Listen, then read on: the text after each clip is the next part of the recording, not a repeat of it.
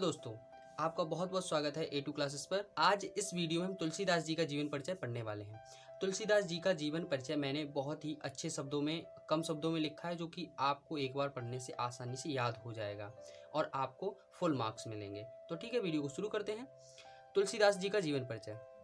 तुलसीदास जी के जन्म के संबंध में मतभेद हैं, ठीक है, किंतु समान तथ्यों के अनुसार यही माना जाता है कि इनका जन्म सन 1532 ईस्वी में हुआ था। ठीक है, इनके जन्म के संबंध में मतभेद हैं, तो ज़्यादातर जब समान तथ्यों के अनुसार यही माना जाता है कि इनका जन्म सन 1532 ईस्वी में हुआ था। तुलसीदास जी के जन्म के स्थान के संबंध में भी विद्वानों में मतभेद है। अब इनका स्थान भी, जन्म स्थान भी कंफर्म नहीं है कि इनका सही जन्म स्थान कौन सा है, लेकिन पंडित राम गुलाम द्विवेदी ने तुलसीदास जी का जन्म स्थान बांदा जिले के राजापुर बतलाया है। ठीक है, राजापुर गांव में बतलाया है। और आचार्य रामचंद्र शुक्ल जी हैं, इन्होंने भी इनका जन्म स्थान राजापुर ही माना है। अब आगे देखते हैं। तुलसीदास जी के पिता का नाम आत्माराम दुबे तथा माता का नाम हुलसी था। तुलसीदास जी का विवाह दीनबंधु पाठक की पुत्री रत्नावली से हुआ था। उनके तारक नाम का एक पुत्र भी हुआ, जिसकी मृत्यु हो गई। आगे देखते हैं। तुलसीदास जी की मृत्यु के संबंध में यह दोहा मिलता है।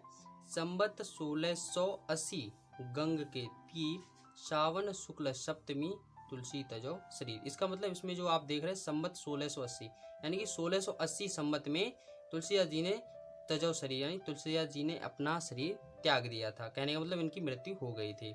तो इस दोहे के अनुसार तुलसीदास की जो मृत्यु थी वो संबत 1680 विक्रम, ठीक है, विक्रम संबत था, तो 1680 विक्रम संबत में हुई थी। अर्थात अगर हम सन की बात करें तो 1623 ईस्वी में हुई थी। हम आपको बता दें, जो सन है, अगर हमें सन पता है और हमें विक्रम संबत पता करना है, तो उसमें अगर हम 57 जोड़ दें तो विक्रम संबत निकल कर आ जाता है। जैसे कि सन 1623 दे रखी है और इसमें हम 57 जोड़ दें, 57 ऐड कर दें, तो विक्रम निकल के आ जाएगा। ठीक है, आप इस चीज का ध्यान रखना है। तुलसीदास जी की प्रमुख रचनाएं, ठीक है, इनकी प्रमुख रचनाएं देख लेते हैं। तुलसीदास जी की प्रमुख रचनाएं। तुलसीदास जी को ख्याति दिलाने वाली प्रमुख रचना रामचरितमानस है। ये लोग आप भी बहुत अच्छे से जानते होंगे कि तुलसीदास जी की सबसे ज़्यादा फेमस जो कृति है, रचना है, वो है रामचरितमानस।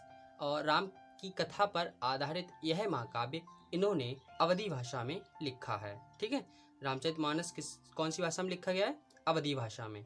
इसके अलावा इन्होंने कई ग्रंथों की रचना की है, तो वो भी ग्रंथ देख लेते हैं। पहला है जानकी मंगल।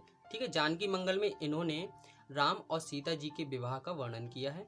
दूसरा पार्वती मंगल, इसमें इन्होंने भगवान शिव और पार्वती जी के विवाह का वर्णन किया है। गीतावली, कृष्ण गीतावली, विनय पत्रिका, दोहावली, बरवय रामायण, कवितावली, रामलला, नेछु आदि इनकी और रचनाएं हैं। अब आगे देख लेते हैं। ठीक है, तो एक इंपॉर्टेंट पॉइंट है, रामचरितमानस में 7 कांड हैं। ठीक है, ऑब्जेक्ट में पूछ लिया जा सकता है कि रामचरितमानस में कितने कांड हैं, तो रामचरितमानस में 7 कांड हैं। ठीक है, और इसके लेखन कार्य में कितना समय लगा था? 2 वर्ष 7 माह और 26 दिन लगे थे। ठीक है, इसको आपको याद रखना है। अब इनकी भाषा और शैली देख लेते हैं। ठीक है, अब हमें ये तो पता है रामचरितमानस जो है वो अवधी में लिखी गई है। इसके अलावा इन्होंने कौन सी भाषाएं और यूज की थी वो भी देख लेते हैं। तो भाषा और शैली, तुलसीदास जी ने अवधी और ब्रज भाषा में अपनी काव्यगत रचनाएं लिखी हैं। ठीक है, तुलसीदास जी ने अवधी और ब्रज भाषा दोनों में अपनी रचनाएं लिखी हैं।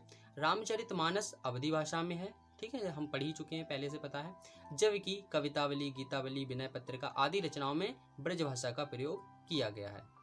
रामचरितमानस में प्रबंध शैली, विनय पत्रिका में मुक्तक शैली और दोहावली में साखी शैली का प्रयोग किया गया है। इन्होंने अलग अलग अपनी रचनाओं में अलग अलग शैलियों का प्रयोग किया है। ठीक है, और भावपक्ष और कला पक्ष, भावपक्ष तथा कला पक्ष दोनों ही दृष्टि से तुलसीदास जी का काव्य जो है अद्वितीय है। सभी अलंकारों का प्रयोग तुलसीदास जी ने अपनी रचनाओं में अत्यंत प्रभावोत्पादक बना लिया है। ठीक है, उनका प्रयोग करके अपनी रचनाओं को अत्यंत प्रभावोत्पादक बना लिया है। इन्होंने अलंकारों का यूज अच्छे से किया है। किसी भी जीवन परिचय के अंत में हम उनका साहित्यिक योगदान भी लिख देते हैं कि हिंदी साहित्य में उनका क्या योगदान रहा, क्या स्थान है। तो देख लेते हैं। हिंदी साहित्य में स्थान। गोस्वामी तुलसीदास को हिंदी के सर्वश्रेष्ठ कवि कहा जाता है। मानव प्रकृति के जितने रूपों का सजीव वर्णन तुलसीदास जी ने किया है उतना अन्य कवि ने नहीं किया है।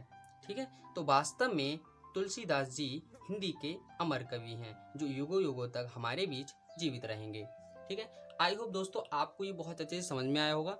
इसे आप बार बार देख लीजिए, रिपीट कर लीजिए और इसे आप नोट कर लीजिएगा। मैंने नीचे पीडीएफ में इसका लिंक दे दिया है, आप पीडीएफ डाउनलोड करके नोट कर सकते हैं आसानी से और लिख सकते हैं। इसको बार बार रिवाइज कीजिएगा, आपको अच्छे से याद हो जाएगा। थैंक्स फॉर वॉचिंग, मिलते हैं अगली वीडियो में।